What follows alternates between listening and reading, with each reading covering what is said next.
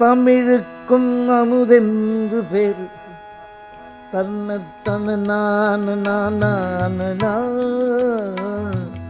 தமிழுக்கும் அமுதென்று பேர். ஸோ இது ரெண்டு இருக்குது பாருங்கள். எனக்கே அப்புறம் தான் தெரிஞ்சுது அந்த ரெண்டாவது டியூனில் தான் தமிழுக்கும் அமுதென்று பேருங்கிறத சரியான முத்திரை குத்த முடியுது. அந்த வார்த்தைகளில் இருக்கிற எக்ஸ்ப்ரெஷன் கொடுத்தா தான் அந்த பாட்டு ஒத்துக்கும். இப்போது ஒரு சும்மா அதோ அந்த பறவை போலன்னு அந்த தீர்க்கமாக பண்ணது அந்த கையை கட்டி பாடுறது.